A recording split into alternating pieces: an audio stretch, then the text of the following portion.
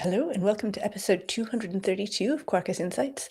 Today we're going to be talking about AI-powered form wizards, and we've got Loïc as our special guest. I'm looking forward to this demo because I've been promised that there are cute animals in it, which is why we all became software engineers. But before we get into the demo, we've got just a little bit of news, which means I get to click the news button. So the first one is that tomorrow is the Quarkus community call, and the theme, I think, sometimes we have a topic, and tomorrow we don't have a topic. It's just sort of bring your questions.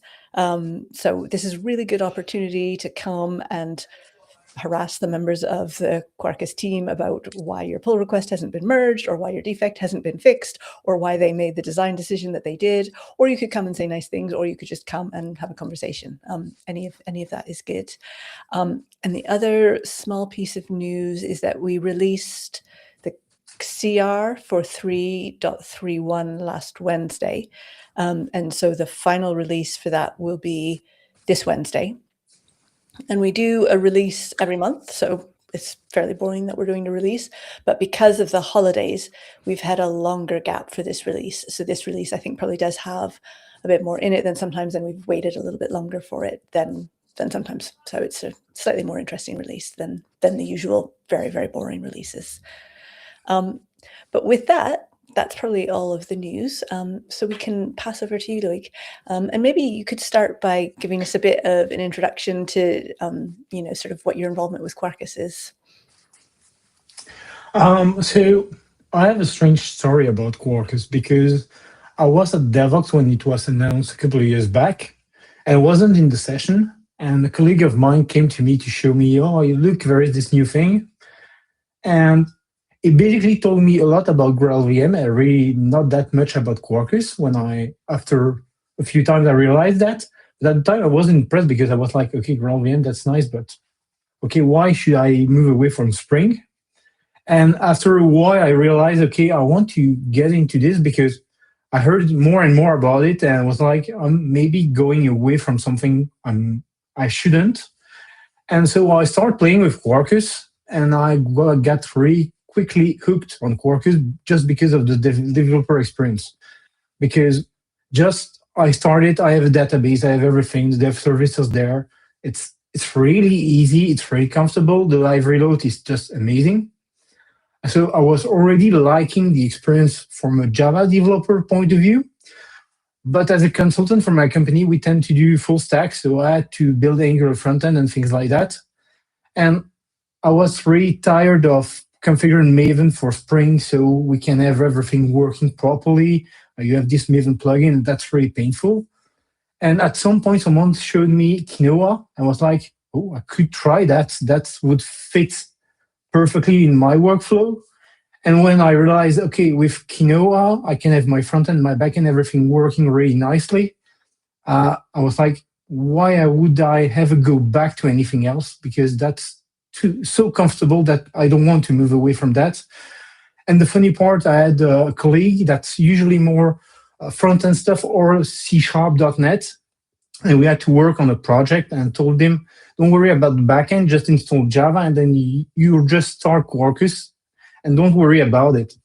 And it went to the point, a couple of weeks passed, he was just doing front-end, he had just his open API to look at, and doing front end. And I went back at the end of the week saying, hey, how do you feel? Did it feel different than using just Node?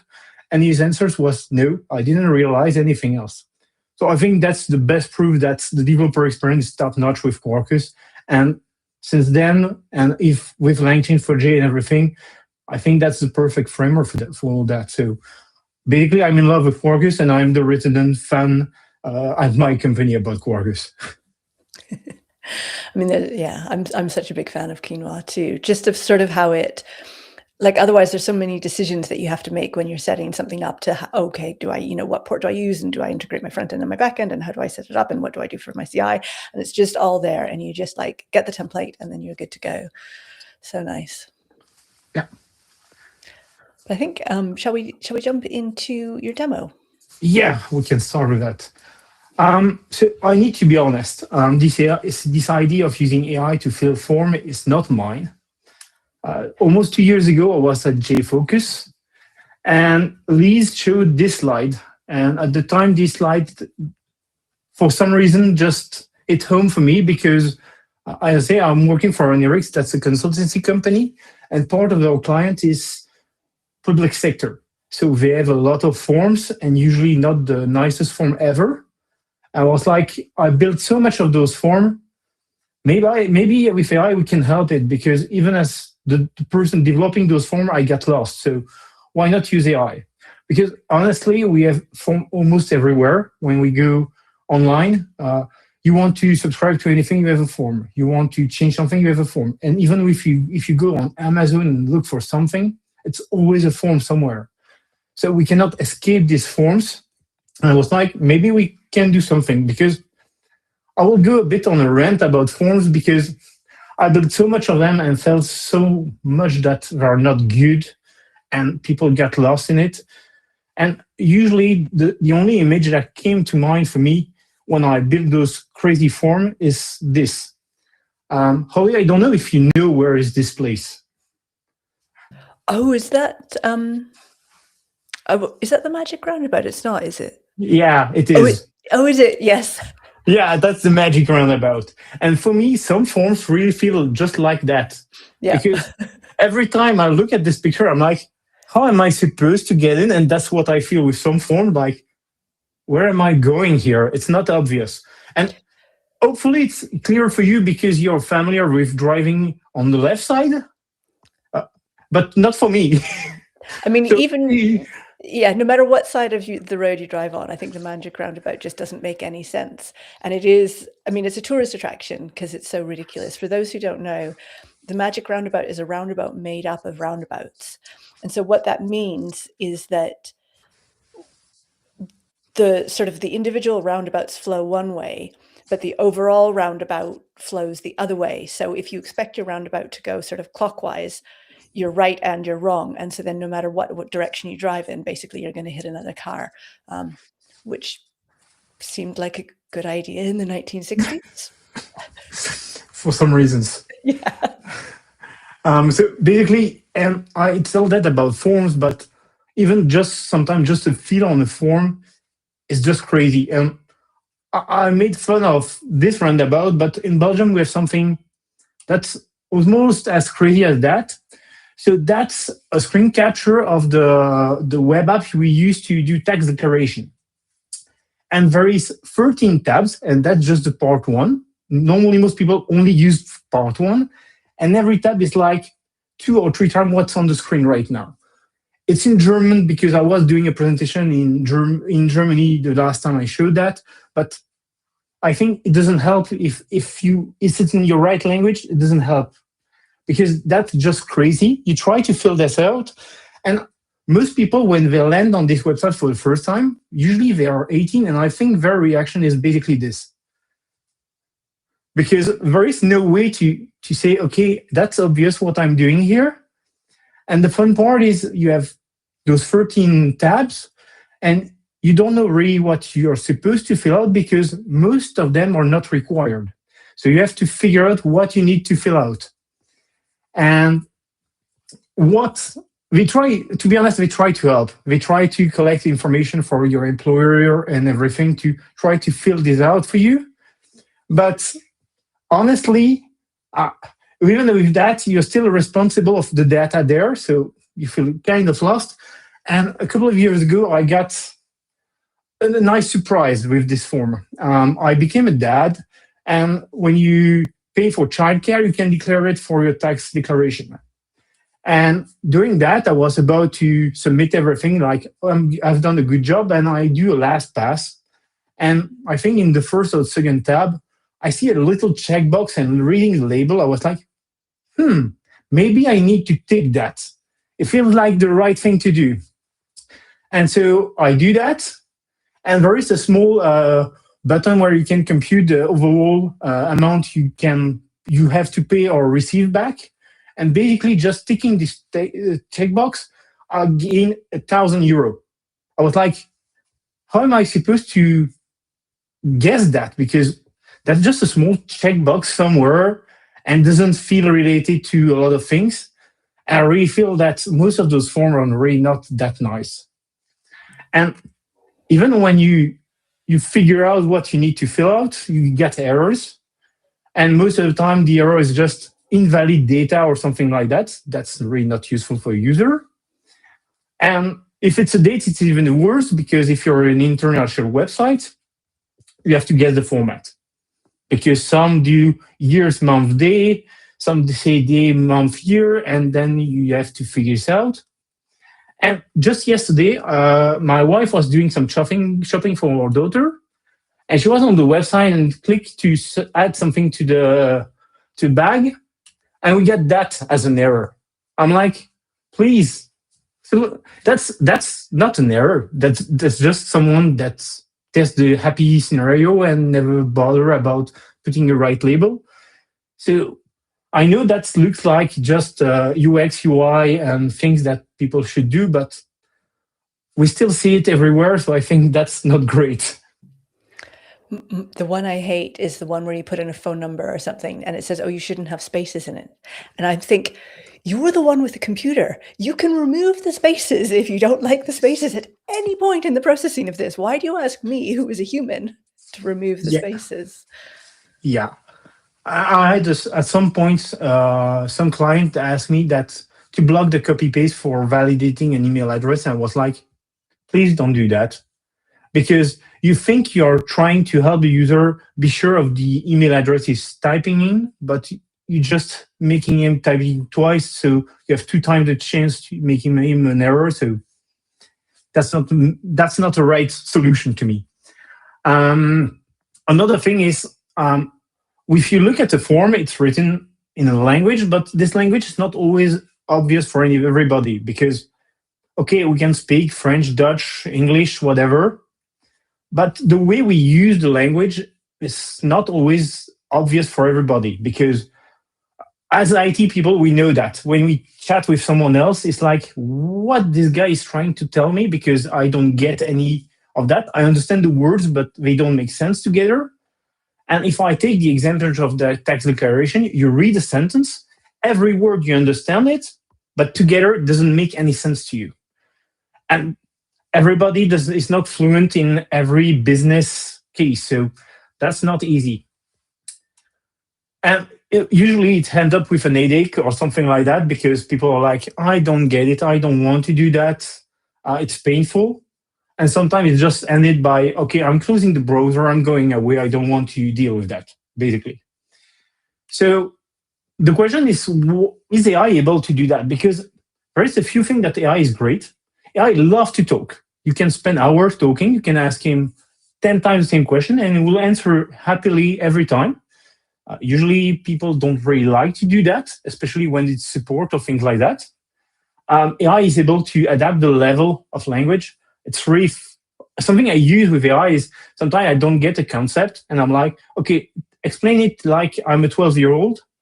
And then you get an explanation and you're like, okay, it makes sense. No, I can change the level and I can go deeper into it because we're not experts on every domain. So that's a good way to start. So that's where the idea came from all this frustration. And I spent almost a year now doing those kind of things and building POC for clients, trying to show that how we can do that and improve for that. But most clients today are just building websites and they added this little bubble to say, oh, now we have AI, you can chat with us. And okay, it's fun for a demo, but I feel like it's not enough. While we are just stopping at integrating a chatbot, I think the most interesting use cases are not just chatting. It's using AI to do complex stuff that classical software development cannot solve, but AI can in some case. But to do that, usually you need a couple of things because AI is not just an LLM. So you need all those bricks to build your AI. The first thing that everybody knows is the prompt. And everybody jumped at some point saying, we need prompt engineering. Okay, great. various technique, various solution to do prompt. But building software, I feel sometimes it's not really prompt engineering, it's more prompt tinkering, because you change a word in your prompt and you go from it works to it doesn't work anymore, or the other way around. And changing a word doesn't mean that you change the meaning. You just use a synonym or something like that, and AI just break, and you're like, that's a bit crazy. I know Eric has a session about how you can test AI and things like that, because that's a real problem, and I totally agree on that. AI prompt is not that easy, even with the right techniques and things like that, depending on models and things like that, it's crazy. And I really feel that when you do prompt, it's basically trying to explain to a 4-year-old what he needs to do. And usually, if you have 4 years old, you know that you can ask it to do something, but at the end of the day, it might do something different because he thinks he knows better. And sometimes AI does that. So that's something a bit bothering. Another thing is RAG. I think at this point, most people are familiar with RAG, where we take document, we split it into chunks, we put it in a vector database.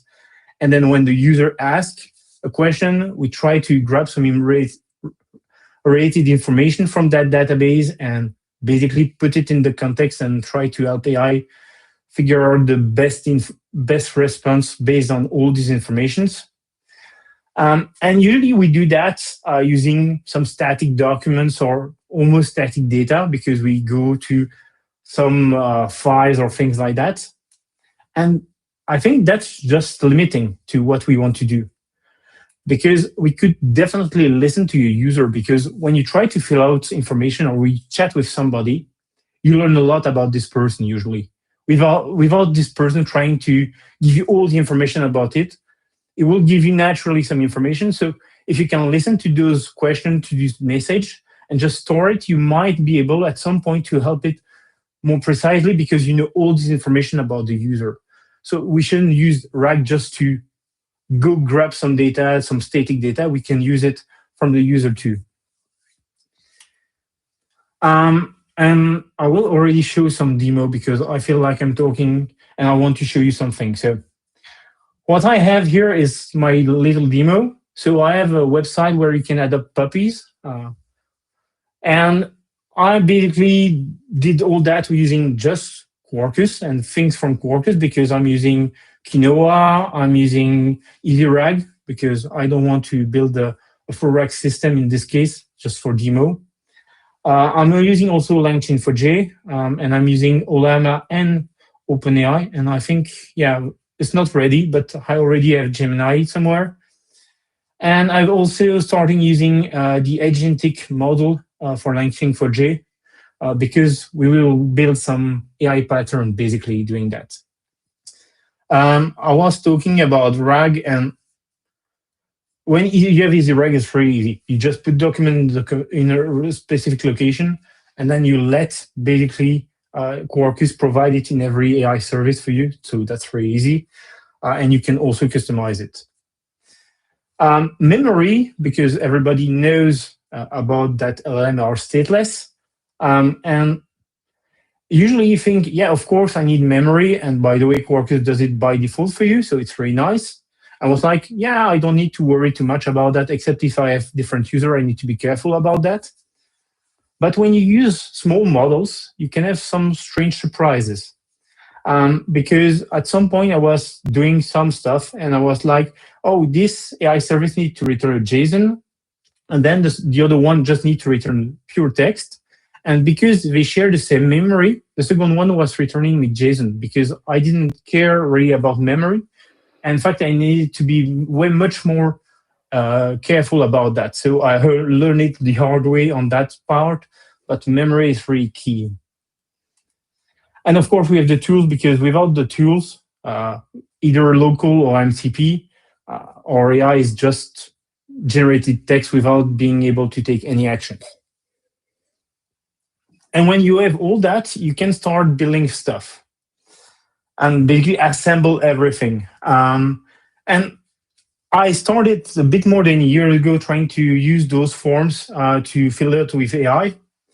And time passing, and basically I see some article from Mario talking about those patterns coming out, and I realized, okay, I'm doing basically the same stuff, because to assemble those AI service to build an agent, there is not that many solutions to do it. And basically, I'm going to go through the same thing then you might have already seen from Mario, but here in the scenario of filling forms.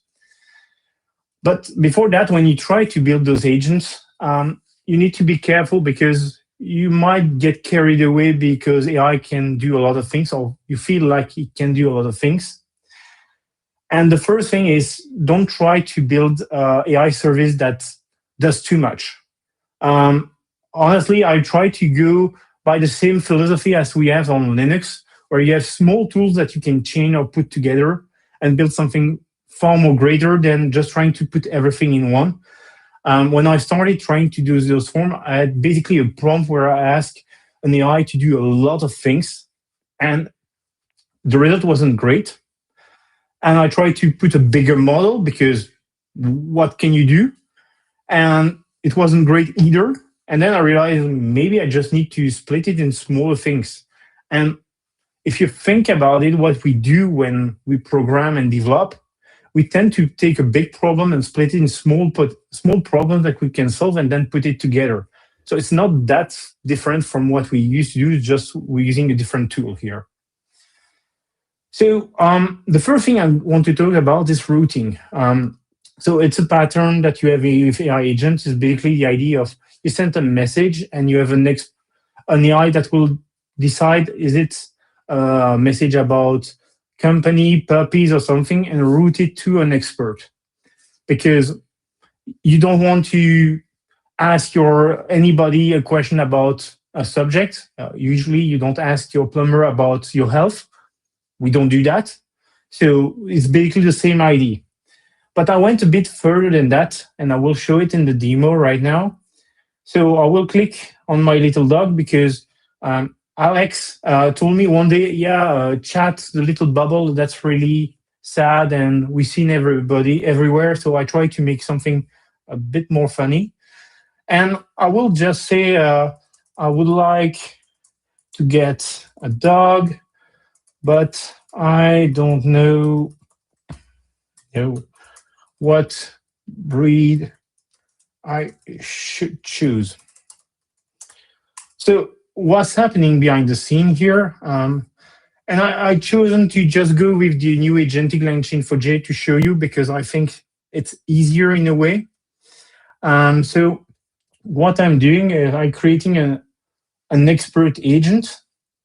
And this expert agent will identify my question as, okay, is it about puppy? Is it about something else?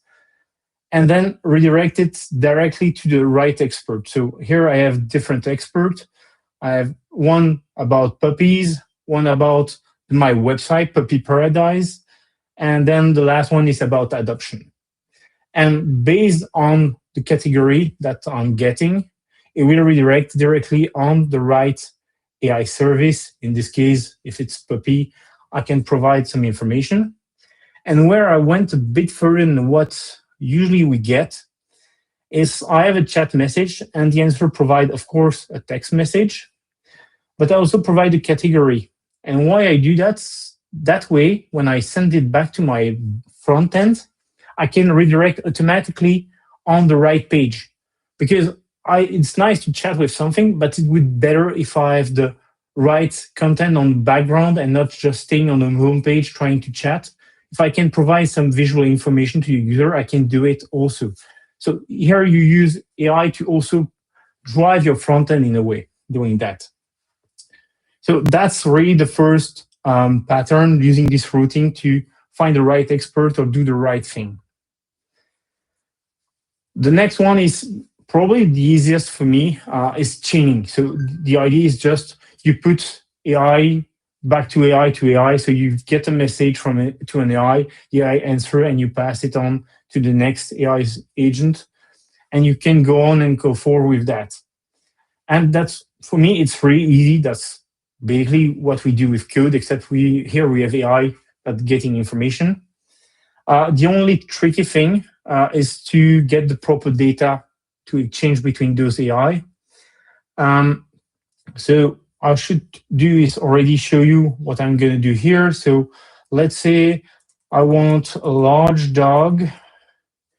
I own a house with a fenced yard, and I have a 4 years old. So I'm going to say that. What's going to happen is we're going to go here. I was talking about listening to the user.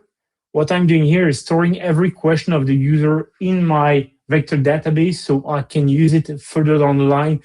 I know information about it and I can use RAG to nourish every answer, basically.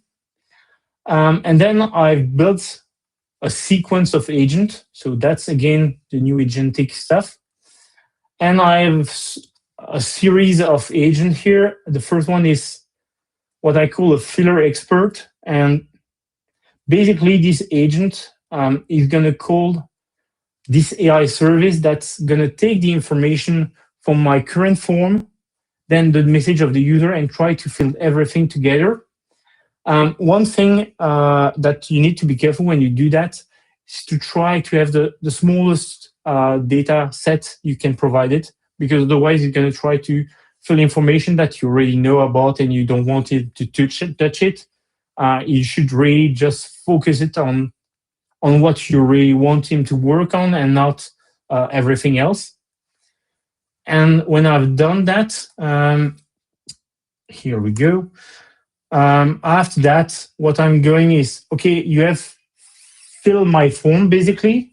So I'm going to use another agent, but this time it's just code. So it's not an AI agent. It's just a good old piece of code where basically I'm doing a SQL search to find the right puppies based on the form that has been filled.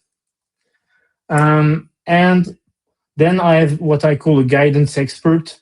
And the idea is this guy is just helping the user find out what's about the puppy is interesting and try to help him find the right one. So what happened is basically it gave me some answer. But the interesting part is on the left side is he filled out the form here. Say, okay, the guy wants a large dog. He has a kid, so probably he wants a dog that's good with children, not just any dog. So he can already fill out forms. I'm going to switch back to the slide just to show you the last pattern I will use in the demo. There is others. It's parallelization.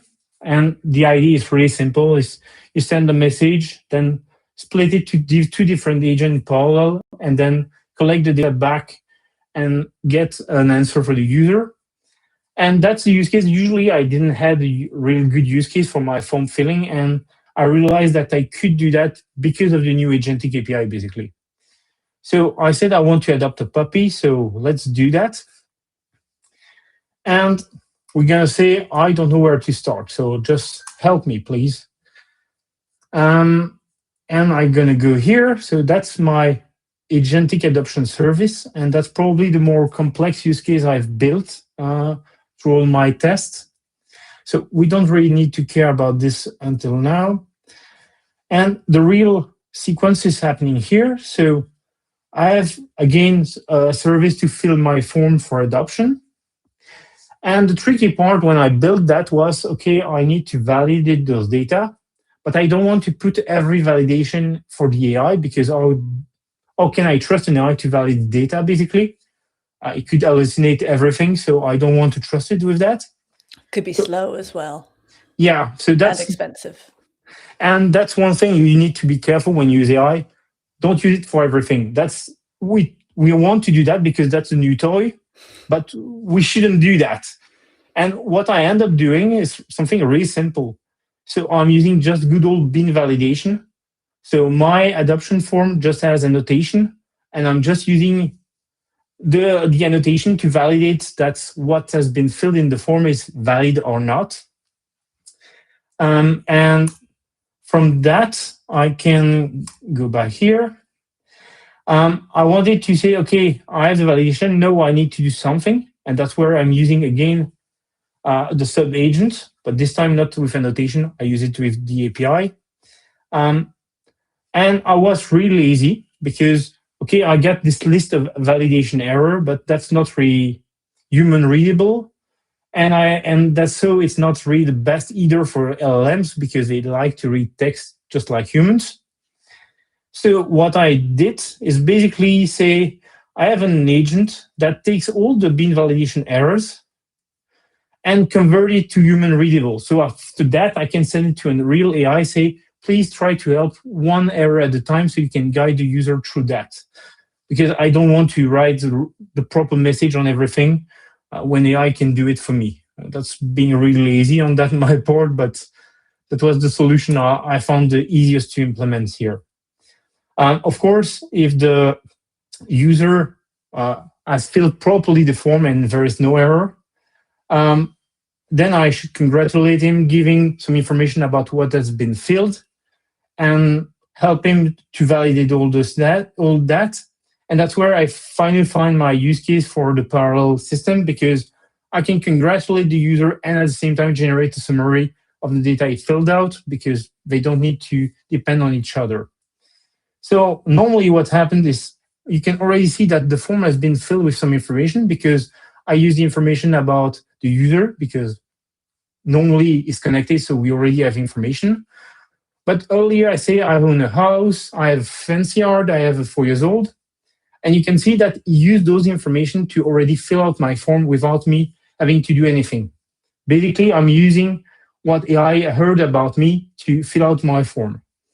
And of course, he's trying to help me. You can see that he's trying to say, okay, I need your address, please. Can you provide that to me?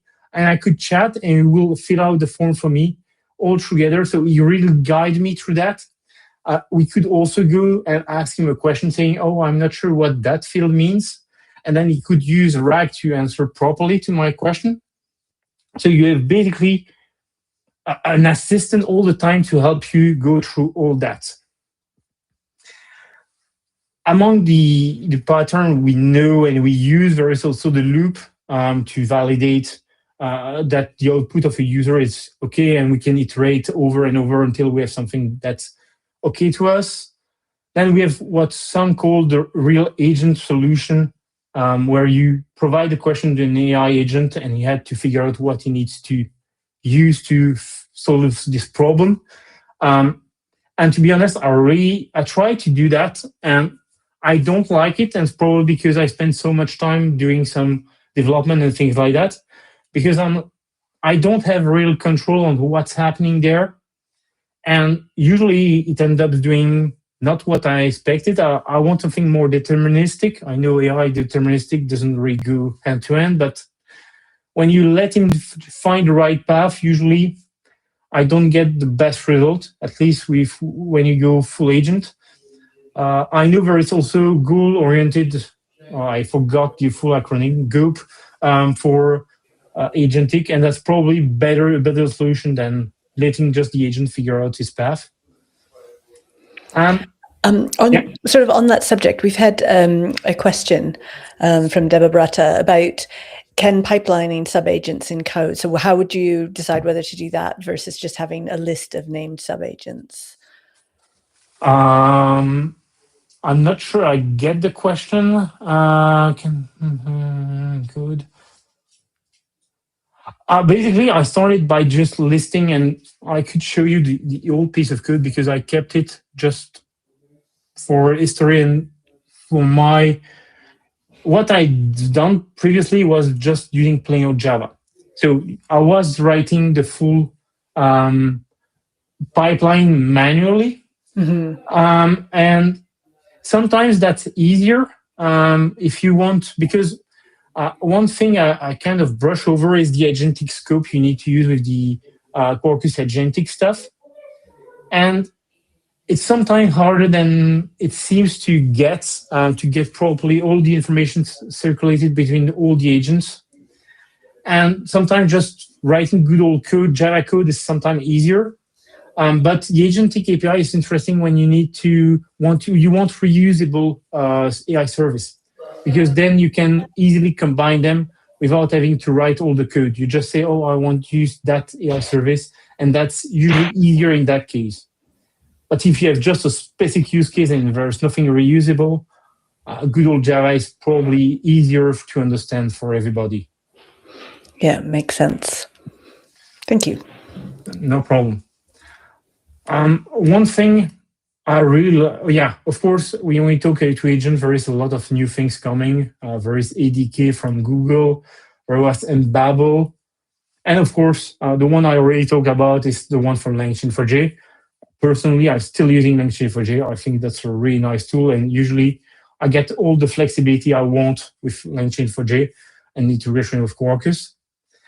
But one thing I really like about LLM is be able to use multimodality. So provide more than just text, because text is nice, but if I can provide more information that's not text, that's usually even better. And to do that, I have a small demo. So usually you should pick a dog based on what your behavior, your habits, and things like that. But nowadays, people tend to choose dog because they've seen a cute dog on Instagram. That's not the right way to choose a dog, but people do it. I just want to pause as well and say, I have a feeling that this demo is about to involve more pictures of puppies. And I am here for this demo. Yeah, please go ahead.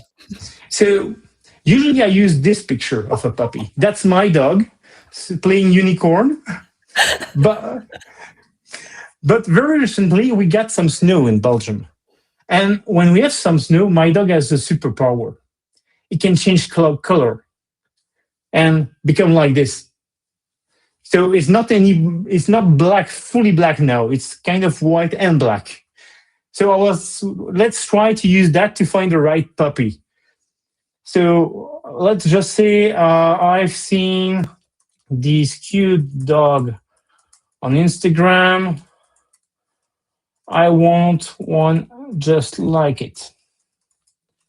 So what I'm going to do is just provide this image and let him figure this out. So what I've done here, and that was the part I say don't worry about it earlier, I'm using a method to get some extra info based on multimodality. And I want to get the image info. So to do that, I have an AI service that just take the image as a base 64. That's pure Langchain4j. You could do it in easier way using Quarkus and everything. And I ask him to, okay, you should identify the breed and then give me a few elements of description. So is it good with kids or things like that? And if you don't know it, give me 2 or 3 other breeds so we can try to help the user. And usually what's happening is it goes through there and it can find the right dog. And that's part I'm really fan because you can already say, I don't know what is it, and you can find the right tool for you. Imagine if tomorrow you go on Amazon and you say, I've taken this picture of that tool, I don't know what is it, can you find it? And then he finds the right thing for you without having to trying to figure out what is it. It would be easier than Google Lens than do something else. But I wanted to go further than that because we've done that for a client. And I'm going to wipe my form here so we don't have any information. What if I could bring information that's not structured and not really useful and use multimodality to collect it? So I basically printed a good old piece of paper with some information. Mostly it's not real, so don't try to use it. But so basically what everybody does, I have a paper, I fill it manually, writing on it, and take a picture not the right way, not scanning it properly, and say, just let's ask the AI to try to help me do that. So I'm taking my picture and say, help me, because I don't want to spend time explaining what's in there. And basically, I've done the exact same thing as previously with the dog picture, but this time I'm using the more Quarkus way to do it. So I just have an AI service. I provide an image, and this image is just base 64. And I'm going to provide those information, what the AI is able to extract from that. And one thing I didn't show is I'm using different AI models. So most of the extract to JSON is done with GPT-4 because that's the easiest way. But here I'm using a local model. That's Quen 3 dot something with vision capabilities. And I'm going to ask him to do something. And of course, it takes time. I'm using a local model, so that's not the fastest thing to do. And probably going to swap model because I'm using Olama, and Olama is not able to run multiple model at the same time. But basically, I could use some text and let AI extract the data for me without having to fill this out. And of course, because I'm doing a live demo, it's going to take some time. Like I have nothing else to do. Oh, yeah. So it went through that.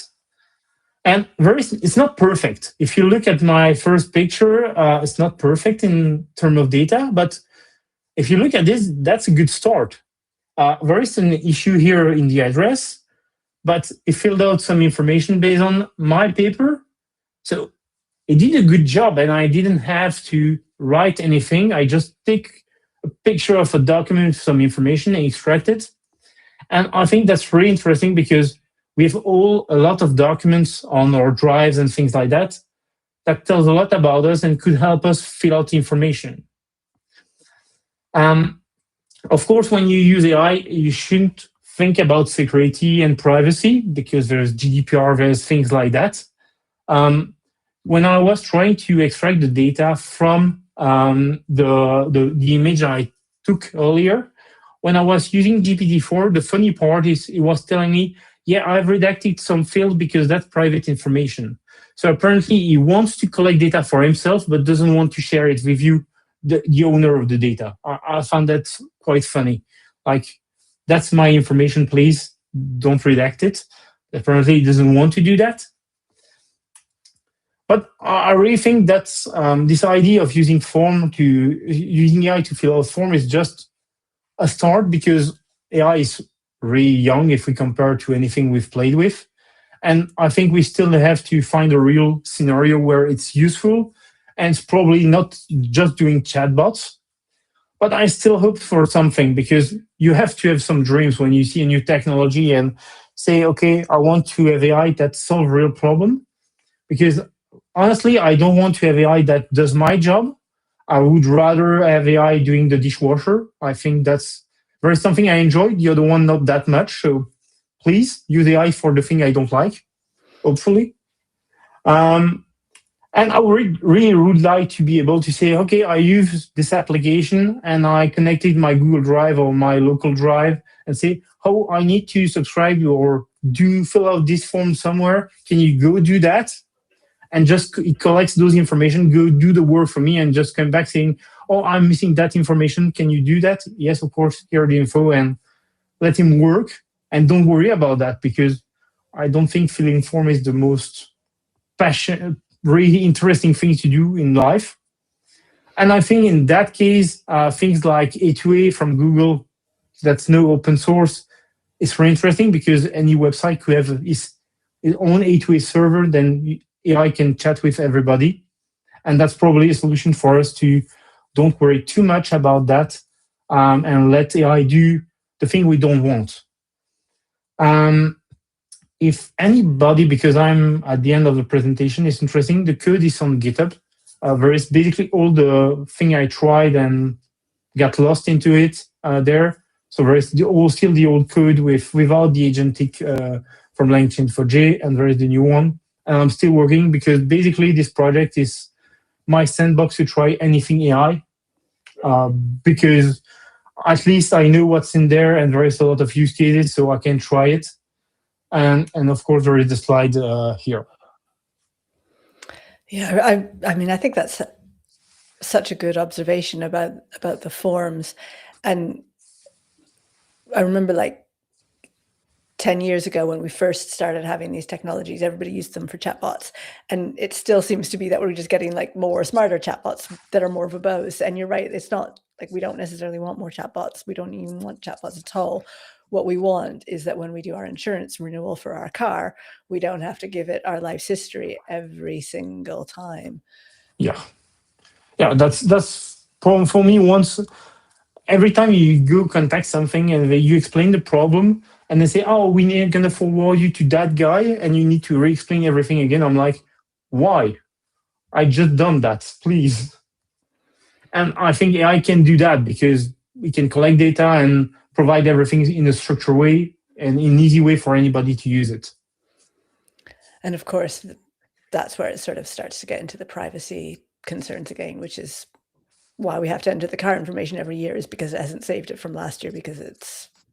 Yeah. But yeah, really interesting. Thank you. And I think as well, I think we should put a new rule in for Quarkus Insights that every demo has to have a puppy theme and has to have animated puppies, because that was fantastic. The we were talking before that you'd drawn your shirt. Was the did you draw the little animated puppy as well in the corner? No, I did not. Basically, it went from a joke during DevOps Belgium, where Alex say, "Yeah, you shouldn't do that." For my demo, I'm using a pixel art cat, and I done it myself. I was like, I don't have time to do that, so I vibe coded my pixel art and how to animate it. I didn't want to learn that. It's very, very good. And I think, I don't think we have any more questions. So I think I'll do going once, going twice. Any more questions for Loïc? And if not, I think there's like so much in your repository, and there's so many patterns that people can look at. So I think this is going to be a really valuable resource for the community, even for people who don't want to look at puppy pictures. Why shouldn't one? They didn't want to watch. Well, exactly. I mean, I think that's, a very small minority, the ones who don't want to look at puppy pictures. So yeah, thank you again. Yeah. And have a good week, everybody. And hopefully we will see a lot of you on the Quarkus community call as well. See you all. Thanks, Loïc. Bye.